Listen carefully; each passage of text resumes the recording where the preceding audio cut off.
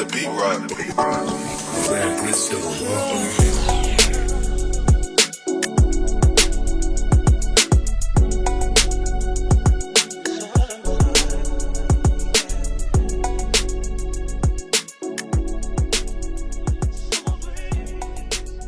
How you doing, everybody? My name is Ash Watson. I'm the founder of Real Talk Bridges, and welcome to our 4th annual EmpowerFest.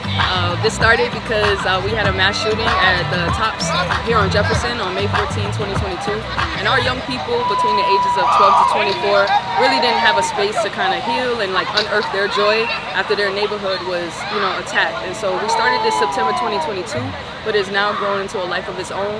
Our area of impact, which is community service, has taken over, and this is called Teens Who Care. So our Teens Who Care are the ones that put this together, and next year will be our 5th annual. Something that makes me feel empowered and gives me hope is the people around me. Like, they give me the confidence to make me feel like a good person. Basically, I just follow off his footsteps because he got a couple businesses, and I feel like he's my father. So like he got 2 businesses, and I follow off his footsteps just to make sure I'm good.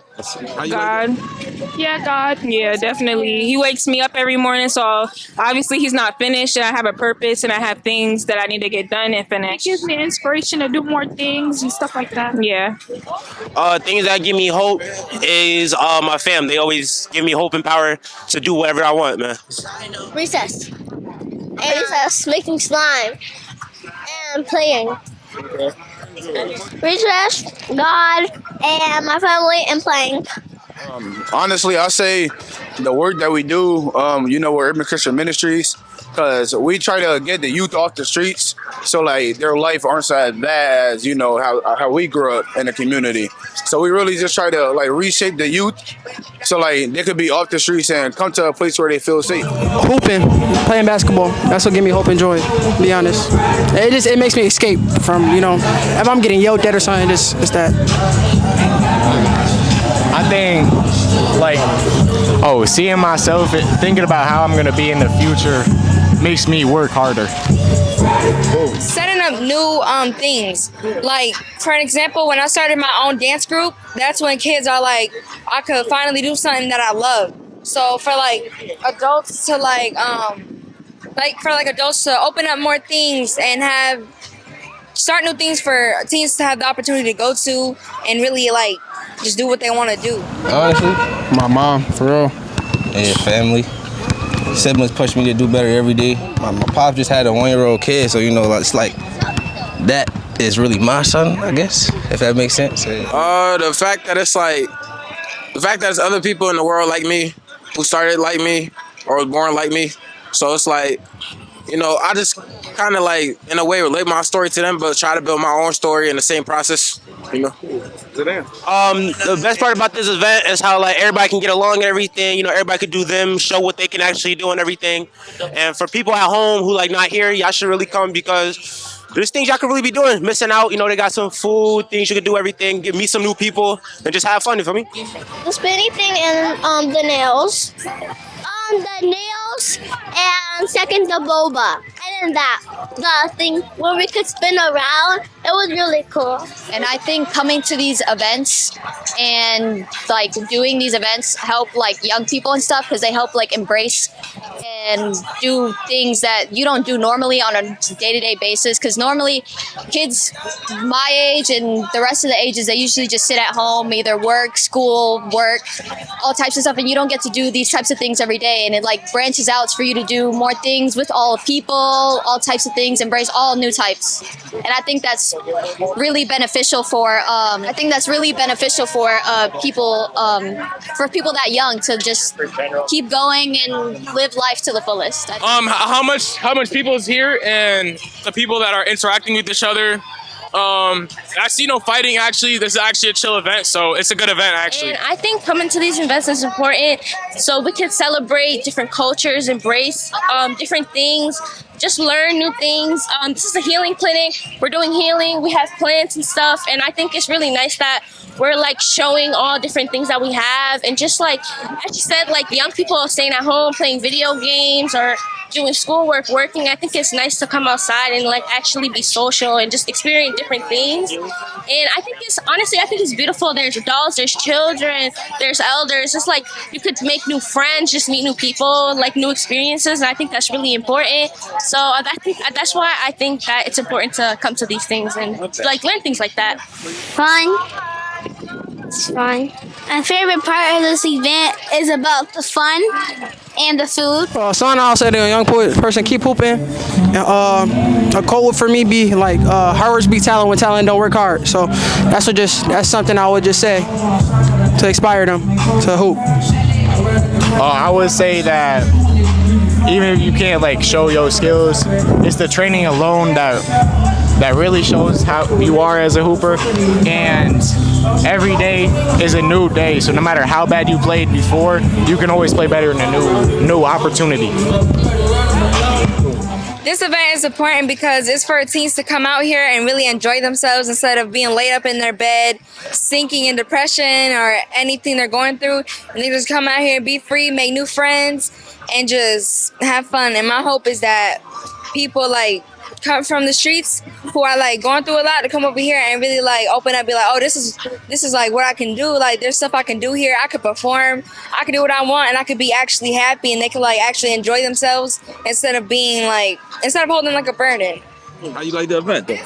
Oh yeah. The event is pretty cool. Yeah, the event is cool. Yeah. They had a basketball tournament. It was pretty cool stuff. You feel what I'm saying? But we love this spot, man. You know what I mean? This is what it's all about, man. Community, culture, music, camaraderie. You know, it's real important, man, that we just, you know, come together more often and do things like this. You know, real positive. You know, it's needed. You know, you look around, everybody getting along. You know, it's all love.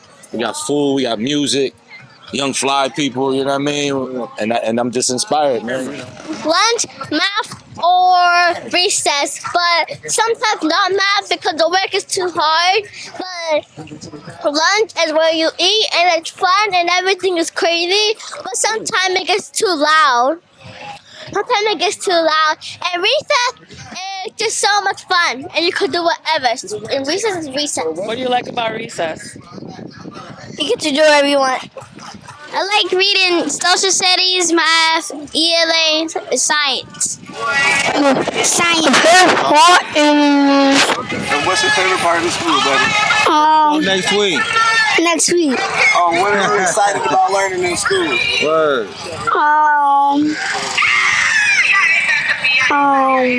Today? Math? He said math. The world is evolving through every generation, so old ways don't work in a new time stamp. Like the old ways of teaching young people isn't as good as it used to be because a new generation means new different ways you gotta work on something. One thing that adults need to understand about young people is we're not as young as you think. Some adults believe that just because we get called kids, like we're literally kids, but half the time we know more stuff than they do. Like, and we can help each other in different ways instead of them just trying to boss us around and act like we don't know what we're doing. When kids are saying like, oh, you don't understand me, you really don't understand. Like adults really don't understand kids because you're not asking them. You're sitting there saying, oh, you just want to do this because you need attention or something, or like trying to like bring them down when you need to like talk to them to understand them. When they're saying that you don't understand them, they really mean that you don't understand them. So you have to go up there and talk to them and really you need to understand them instead of just sitting there and listening to what you want to listen to. Everything ain't how it seemed. Like, I don't know how to explain that, but I know what I mean. Like, everything ain't how it seemed. Things that seem groovy.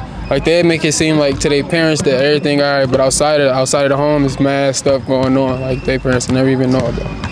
To say, and it also take place at home. Like people want to come to the court just because of what's going on at home. Like probably personal business that we don't know of, but like you would tell by the way somebody walk or how they look, facial expression, stuff like that. But sometimes you can't tell. And then sometimes it be to that point where nobody was able to know, and then it's too late once you do know. So, feel me? I feel like older people don't understand younger people more. You feel what I'm saying? Like, Why? all right, let me give you an example. Like, so older teachers, they're more strict. You feel what I'm saying? But younger teachers aren't more strict. Like that should be the example for y'all. You feel what I'm saying? Like younger people could feel like older people should relate to younger people more. For me, I think people should be able to embrace more that not every student is the same and every student struggles with their own individual things in life, at home, at school. I think we should be more open and more understanding instead of just being too strict. It's like if a student is having struggles at home and it affects their grades, I don't think teachers should really hash them for it. I think they should try to get the bigger picture on things rather than just assuming. And I think that really improves the environment and helps students and all types of people and just in general feel comfortable in what they're doing and just feel more safe in that environment and want to go to it more and more. That we might do things that y'all think that are dumb and everything, but trust us, one day it's gonna become smarter, and it just helps us calm down most of the times. That we're just kids. Trying to figure it out in life, and that just take it easy. It's not really a thing to rush much. Some kids want to rush to be 18, rush to be old. It's not really much thing to be rushing. You just gotta enjoy life, go on about your day. They need to understand that young people can have an opinion on older people, and they need to accept what they say is right. And it just because that they're young doesn't mean that they don't have a voice and that they have a purpose. And sometimes they need to speak up on things that they won't understand. I feel like they should understand we have a voice too, like she said, and that's really it.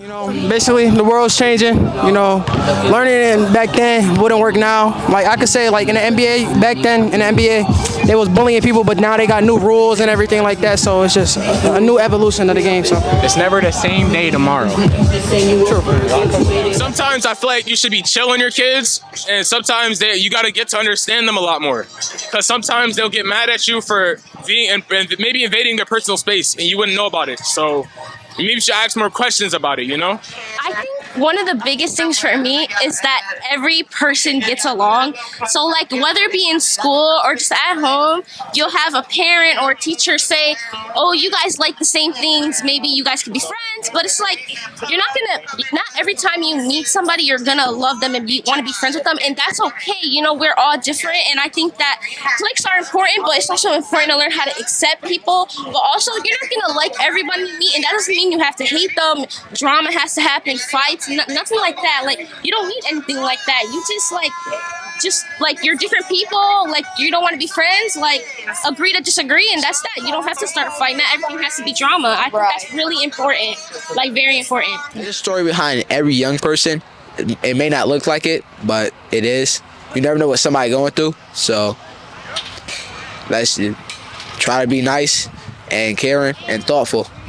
The biggest misunderstanding is the lack of intentional listening to the young people. Because if I'm not mistaken, 10 out of 10, they're going to tell you exactly what they need, exactly what they want, or exactly what they're missing. And it's up to us to actually take the time to listen.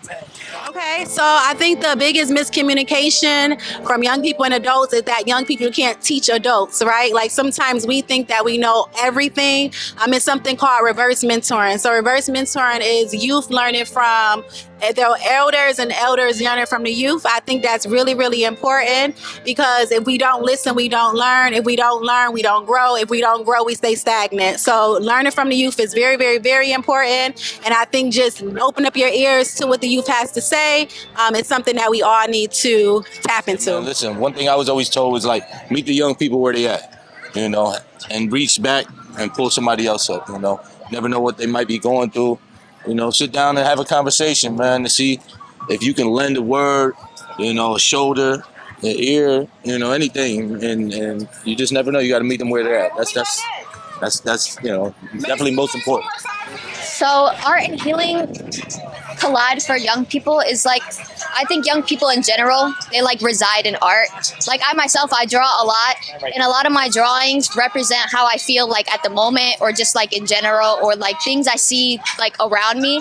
So like if I see the healing clinic thriving with people healing from like their turmoil and stuff, people can use that for themselves and think bigger and use that as inspiration for more things like in the future or even right now. Healing comes in like different type of forms. Like anybody can heal in a different ways.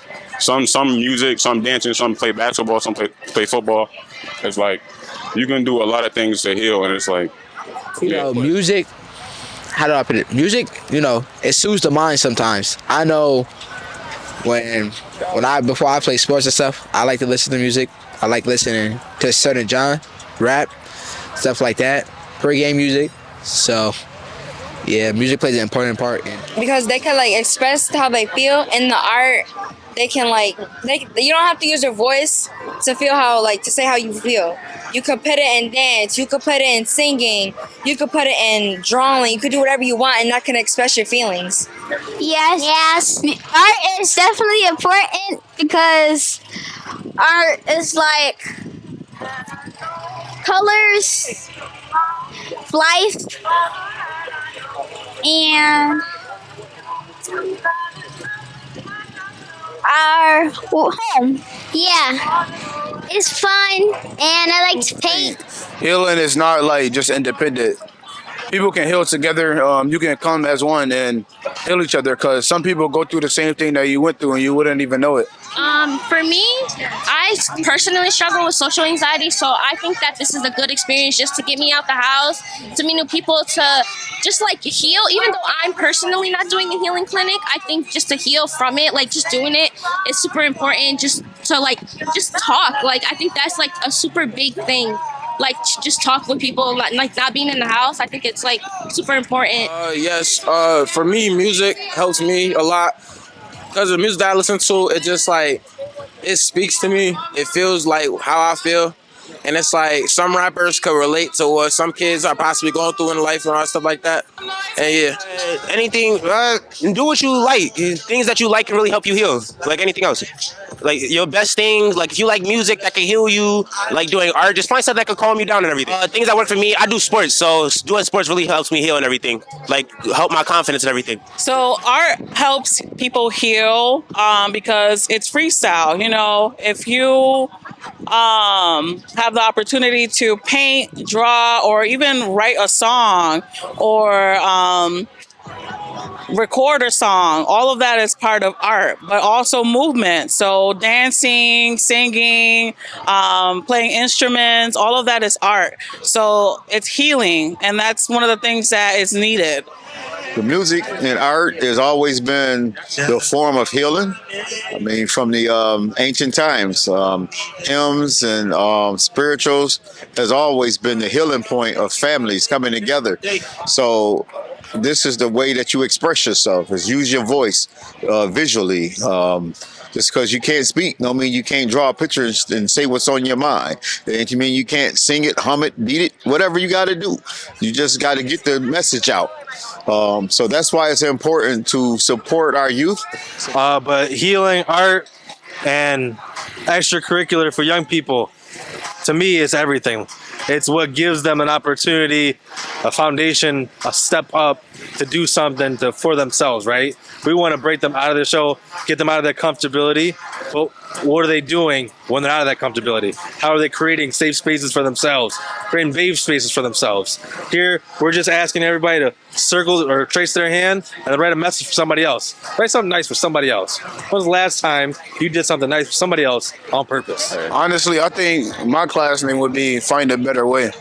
It would basically just run through like different ways you can do better things instead of the things, like if you don't like the things you're doing right now, you can come to class and you'll get taught different things. Like he said, fixing cars, houses, because there's a lot of things that people need out here and a lot of organizations that need people. So, feel me? So you can really just come to class, get your stuff done. And if you find out that something not for you, there's many opportunities, because every problem in life really has a solution. Even though some people think it doesn't, it really does. It will be how to play Roblox, and it will teach you how to be always good and like how to play Roblox games better. And we will create Roblox games. My school would look like, it would be a big school, a huge school. And there would be like different after school things. Like if you want to do dance, you're going to do that. If you want to do this, there's going to be opportunities to do that.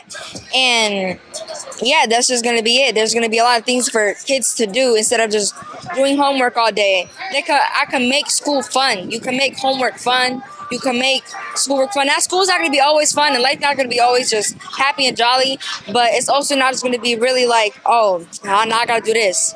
So it's going to be really like more opening. It will look like lots of science, math, and lots of art. I would do a subject where it's like an hour of like the student or the person who has it is choosing what they want to do to make their mental health better. So they do something that makes them happy as like a free period type thing.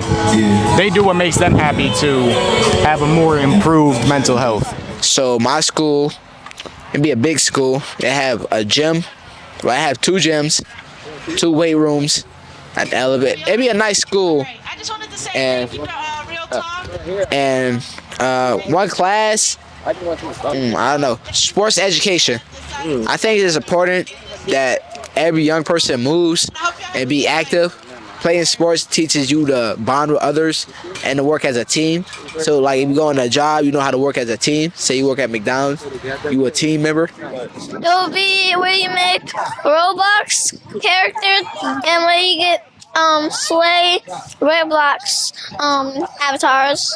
Organized, put together. Everyone would be behaved. They would be disciplined if needed so, and they would have also fun other than just feeling depressed all the time. They would have fun and they would have freedom, and they would be able to speak up because they feel comfortable enough to, and it would have just a comfortable, safe space for them to speak. I feel like if I was a principal, I'll probably, the phone rule, nah. I would just have it like the phone rule, I'll just have them, let them have their phones, like in a manageable way, like not have it all the time, but you can use it sometimes.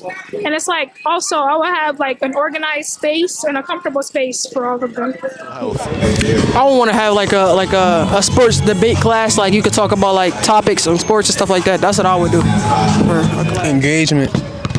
More activities. Engagement and more activities. Do more stuff in the community and stuff for the kids. Like, I ain't gonna lie, like back in the day, they used to give out book bags. I don't see that happening no more. It done changed into like, I don't know, social media took over the world. Now you gotta live up to these standards. If you don't, then you're a bad guy, I guess. I think I like the traditional things that we have in school, but I think people need to like more like creativity. Like art class, like yeah, that's creativity, but you have to do a strict thing that the teacher has. I think just embracing like what you want to do and like being creative is like better, because like you don't get to like just do like have fun in school. It's like sports and extracurriculars, like yeah, that's important, but sometimes you just need to relax. You just need to break, draw, like write, anything like that. I think is super like important. So just like a creative class, I would like do something like that. The subject I would make up is for kids to like basically go outside for a bit and chill for a bit, because like I understand school can be boring, so I want them to go out, have free time, come back, and then that's how much I have trust in them. If I ran a school, my school, they would probably look something like, I will have it very where it's like we have our classes at the start of the day, everybody come in, have breakfast, and then get to their first class, have those classes go by, lunch period in the middle of the day, and then probably about like end of the day towards like that last period, that's where everybody have like a free course to just like a study hall almost, where, just hang out at school, just have fun with your friends. School's all about having fun at the end of the day. End of the day, you can have fun at school, you can be good, do you. I'll choose like life skills, like help like youth, like focus on like the importance in life, like bills, like credit and all that, like how to buy a car, how to buy a house, how to build your stuff. That's what I'll like put a class. That's what I'll do. I will make sure all my kids and everybody else is doing good and everything. Make sure everybody is safe. Make sure everybody feels equal and nobody feels left out. And then for me, I think people should be able to embrace more that not every student is the same and every student struggles with their own individual things in life, at home, at school. I think we should be more open and more understanding instead of just being too strict. It's like if a student is having struggles at home and it affects their grades, I don't think teachers should really like hash them for it. I think they should try to get the bigger picture on things rather than just like assuming. And I think that really like improves the environment and helps like students and all types of people and just in general feel comfortable in what they're doing and just feel more safe in that environment and want to go to it more and more. If I ran my own school as a principal, a wise man says that he operates as a full-time family member. And I think that even though some people's families might not be the best ideal image or example, if we can create that ideal example for these young people and operate on a system of love and balance and understanding, and then all that's going to equate to support. That's going to help our young people succeed for the future. If I was a principal for a day or if I had my own school, I would probably bring back home economics where kids can learn how to cook, how to do laundry, how to do, things that they have to do as an adult. But also give the kids the opportunity to choose what classes they want to do. So if they want to do extracurricular classes, whether it's a club, a sewing class, learning how to fix a car, how to do nails or hair,